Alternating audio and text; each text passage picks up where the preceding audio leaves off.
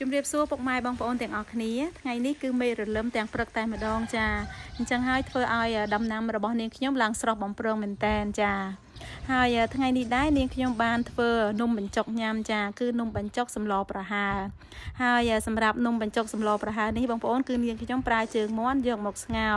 ដើម្បីបង្កើនរសជាតិឲ្យទឹកសម្លនឹងរឹតតែឆ្ងាញ់ចាហើយមួយទៀតនោះគឺយើងបានជើងមាន់នឹងយកមកញ៉ាំជាមួយនំបញ្ចុកបានទៀតចាសម្រាប់ត្រីវិញគឺនាងខ្ញុំប្រើត្រីឌៀបយកមកស្លហើយមុខម្ហូបមួយមុខនេះគឺនាងខ្ញុំឲ្យឈ្មោះថានំបញ្ចុកជើងមាន់ចាអញ្ចឹងសូមបងប្អូនទាំងអស់គ្នារីករាយទស្សនានៃការធ្វើនំបញ្ចុកជើងមាន់នេះជាមួយនាងខ្ញុំទាំងអស់គ្នាចា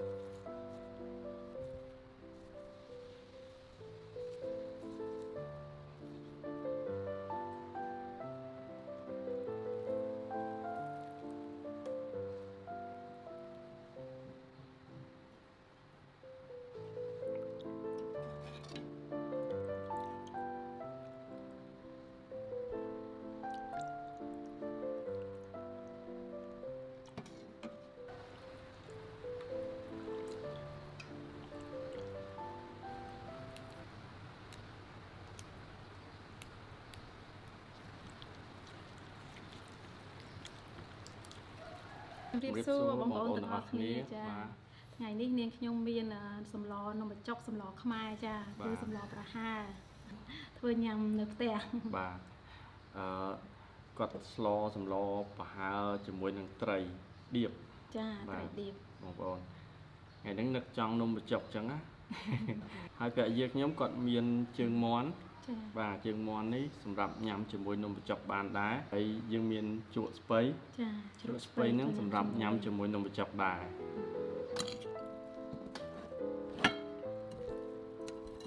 សម្លនំបញ្ចុកហ្នឹងគឺគាត់ប្រើឆ្អឹងស៊ុបជើងមាន់ហ្នឹងហ្មងណាបងប្អូនយើងស្ងោរវាឲ្យមានជាតិដើម្បីទឹកសឡយើងហ្នឹងក៏វាមានជាតិដែរអូខេអញ្ចឹងសូមបងប្អូនទាំងអស់គ្នារីករាយជាមួយនឹងម្ហូបអាហាររបស់នាងខ្ញុំចាងួយសឡនំបញ្ចុកហ្មង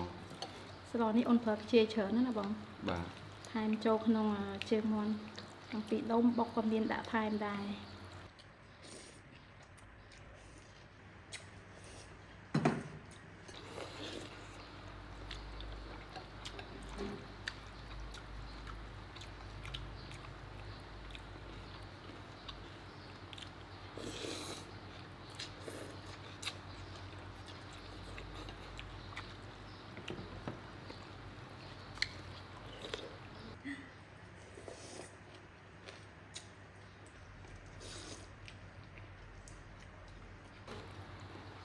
ទឹកត្រីក្រូចឆ្មាយកមកជ្រក់ជើងមាន់បងប្អូន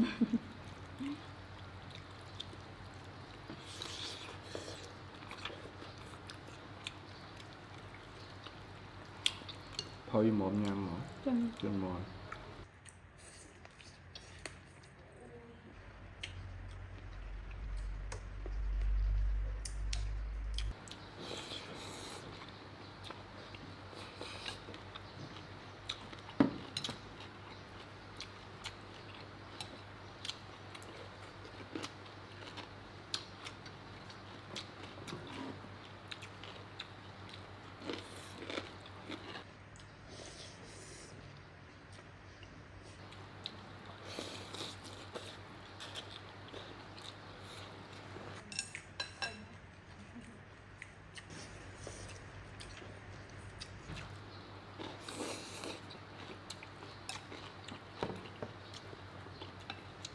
ញ៉ាំអត់ដែរធ្លាប់ញ៉ាំនំបញ្ចុកមួយស្ពៃជូរចឹងហ៎បងខ្ញុំលើកទី1មានអីត្រូវគ្នាឆ្ងាញ់ចាធ្លាប់ឃើញគេញ៉ាំដាក់សាកទុំលើកនេះសាកបងប្អូនឆ្ងាញ់ញ៉ាំមួយជ្រក់ទៅសក់ក៏ត្រូវដែរចាឃើញគេធ្លាប់ឃើញគេធ្វើហូបអញ្ចឹងតែដែរបានសាកដល់ឥឡូវសាកឆ្ងាញ់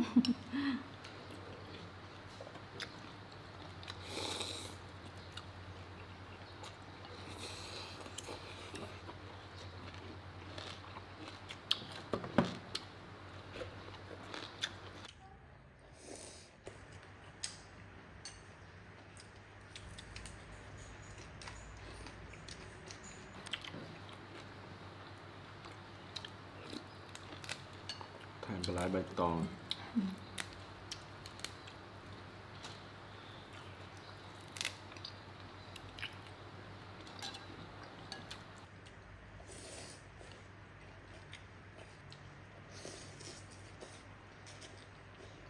ព្រឹកក្បាលត្រីនេះក្បាលត្រីមួយទុកចុងក្រោយ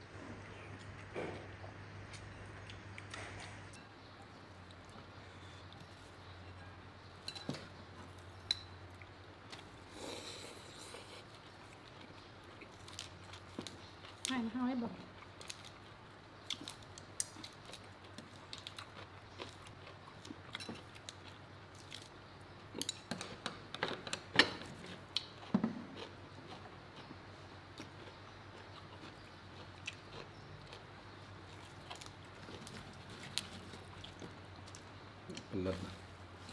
ថ្ងៃនេះទិញបានទេបង ត្រួយល្ងៀង ចាត្រួយលំងៀង ត្រួយល្ងៀងជាមួយជីពណ៌ត្រីជូរជូរស្តៀងគ្នា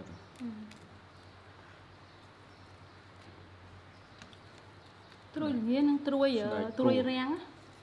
ខ្ញុំច្រឡំតែគ្នាតែបង វាយើងមើលរូបរាងវាហើយនឹងពណ៌វាស្តៀងគ្នាតែរសជាតិខុស រស គ្នា ជាតិខុសគ្នា មួយចត់មួយជូរ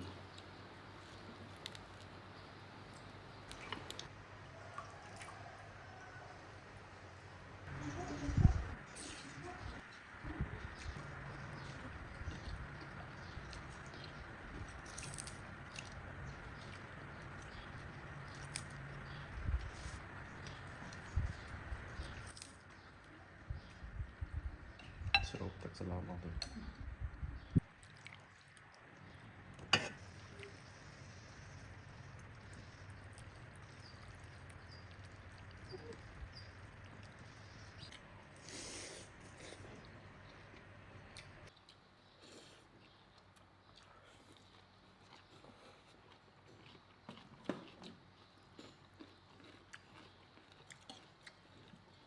ជើងមាន់ចង់ជាប់គ្នា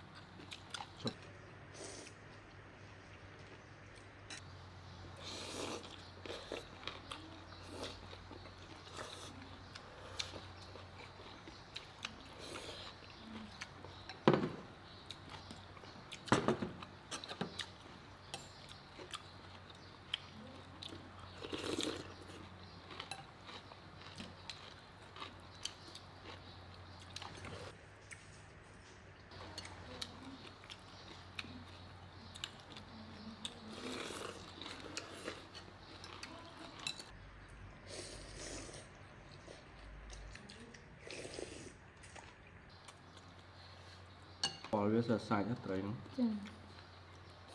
เอาปอត្រីមួយ អូ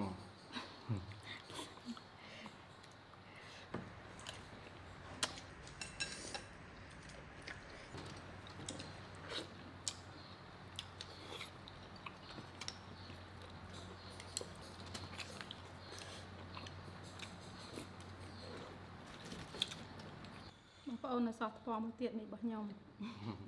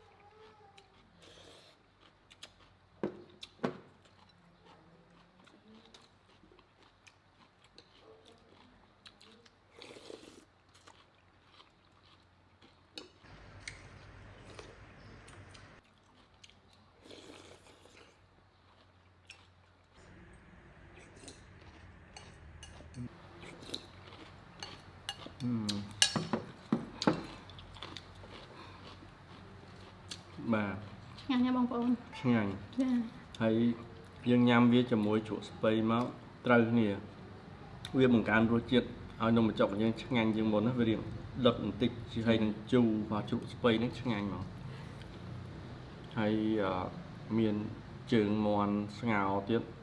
ជើងមាន់ហ្នឹងផុយស្រួលញ៉ាំយើងស្ងោរមកផុយល្មមញ៉ាំបងប្អូនយើងយកវាមកជ្រលក់មួយទឹកជ្រលក់ញ៉ាំជាមួយនំបញ្ចុកក៏ត្រូវអមគ្នាទៅវិញទៅមកអូនៅល្ហុងមកទៀត ចាបងឯមរៀងមាត់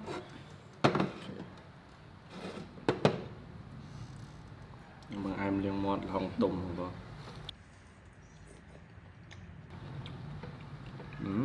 ផ្អែមបង ផ្អែមហើយមានជាតិ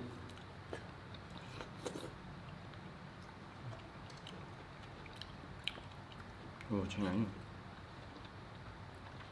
គេហៅកំហុងការ៉ុតចាសាច់រឹងតែផ្អែមឆ្ងាញ់ណាស់បងប្អូន ផ្លែវារងវែង ចា ក្របតិចមានតែផ្លែខ្លះអត់ក្របដូចល្ហុងតាន់ចឹងណា ចាផ្លែខ្លះពុះមកអត់មានក្របគ្មានផង